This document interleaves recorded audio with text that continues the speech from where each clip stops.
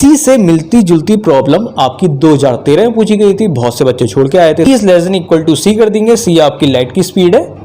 NEET कोई हलवा नहीं है। जी हाँ स्टूडेंट, विदाउट फिजिक्स आप लोग नीट कभी क्लियर नहीं कर सकते हैं। और ज़्यादातर इंस्टीट्यूट में ये कहा जाता है कि फिजिक्स में ध्यान मत दो, आप केमिस्ट्री और बायो ध्यान दो, बस आपका नीट निकल जाएगा। ऐसा नहीं है। जबकि जनरल कैटेगरी में एटलीस्ट 89%, एटलीस्ट कह रहा हूँ मिनिमम जीएमसी के लिए 89% आपको एटलीस्ट लानी है, और विदाउट फिजिक्स वो पॉसिबल नहीं है। अब फिजिक्स कैसे स्ट्रॉन्ग करनी है, आप लोग की ट्रिक्स एज वेल एज फंडे दोनों स्ट्रॉन्ग होते हैं, तभी आपकी नीट की फिजिक्स हो पाती है। वरना स्टूडेंट्स के साल दर साल निकलते जाते हैं।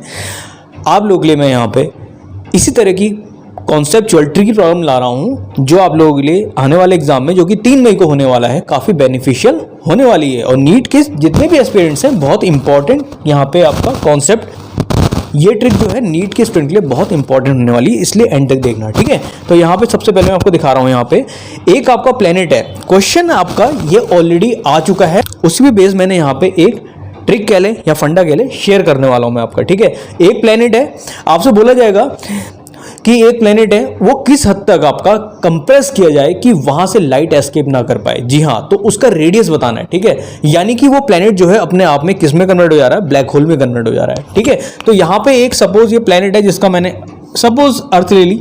इसका रेडियस क्या हो, अगर मैं इसको कंप्रेस कर रहा हूं, तो कंप्रेस करके मैंने इसको इतना छोटा कर दिया, ठीक है। देखिए कितना छोटा हो गया आपका, ठीक है। स्फीयर आपका ये प्लेनेट जो है इतना कंप्रेस कर दिया है इसको, यानी इतना कंप्रेस्ड हो गया है, ठीक है। इतना कंप्रेस करके मैंने इसको इतना छोटा कर दिया है, जिससे कि ये एक ब्लैक होल में कन्वर्ट हो जा रहा है। तो इनडायरेक्टली ब्लैक होल ही एक ऐसी बॉडी होती है जिसमें से लाइट एस्केप नहीं कर पाती है, ठीक है। उसके अलावा और कोई ऐसी बॉडी नहीं है।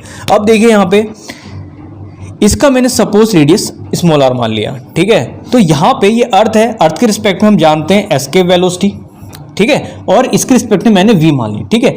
तो जो आपकी ये होनी चाहिए, velocity should be less than और equal to speed of light, ठीक है।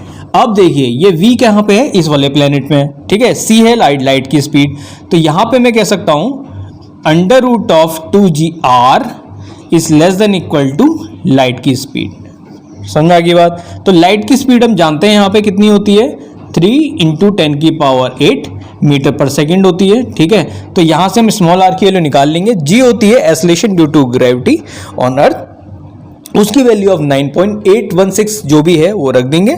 अगर न्यूमेरिकल में आपका 10 दिया है तो 10 ले लेंगे, तो यहां से स्मॉल आर की वैल्यू निकल के आ जाएगी, ठीक है। तो बहुत इंपॉर्टेंट और बहुत मजेदार कॉन्सेप्ट है यहाँ पे, कि आपसे बोला जाएगा कि किसी प्लेनेट को हम कंप्रेस करके एक ऐसी बॉडी में कन्वर्ट कर देते हैं जिसमें कि आपका लाइट एस्केप नहीं कर पा रही। तो बताना है कि आखिर उसका रेडियस क्या होगा। तो उसका रेडियस स्मॉल आर की वैल्यू यहाँ से निकल जाएगी। v is less than equal to C कर देंगे, सी आपकी लाइट की स्पीड है, ठीक है।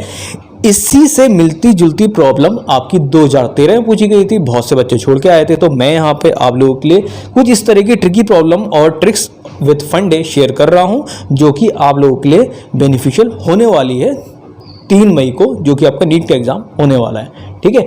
अगर आप मेरे से live personal mentorship zoom session लेना चाहते हैं तो उसका लिंक नीचे दिया गया है। आप लोग कोई भी डाउट, कोई भी टॉपिक्स मेरे से वहाँ पे पूछ सकते हैं, ठीक है। बेस्ट से बेस्ट कॉन्सेप्ट आपको यहाँ पे स्ट्रॉन्ग कराए जाएंगे। अगर आप लोगों का कॉन्फिडेंस नहीं बन रहा है, नीट में फिजिक्स सॉल्व नहीं हो रही है, तो डेफिनेटली आप मेरे से पर्सनल मेंटरशिप भी ले सकते हैं। फिलहाल मैं यहाँ पे आप लोगों के लिए ट्रिक्स की जो है, आपका जो ट्रिक्स है उसकी एक प्लेलिस्ट अलग से तैयार कर रहा हूं, जो कि बहुत इंपॉर्टेंट होने वाली है, ठीक है। पर्सनल मेंटरशिप चाहिए तो उसका लिंक आपको नीचे मिल जाएगा, ठीक है। तो विदाउट फिजिक्स नीट आप नहीं निकाल सकते हैं। वो समय चला गया जब आप लोग सोचते थे, जब आप लोग को गाइडेंस दी जाती थी, वही भी दी जाती है, और वो गलत है कि केवल केमिस्ट्री बायो कर लें और आपका नीट निकल जाएगा। ऐसा नहीं है, विदाउट फिजिक्स नीट नहीं हो सकता है, ठीक है। तो नीचे कमेंट करना ना भूले। जिसको फिजिक्स से डर लगता है वो भी नीचे कमेंट करें। और अगर आप लोगों ने इंटर के साथ नीट का एग्जाम दिया है तब भी आप नीचे बताएं कि हम लोग 12th अपेयरिंग हैं। Wish you good luck.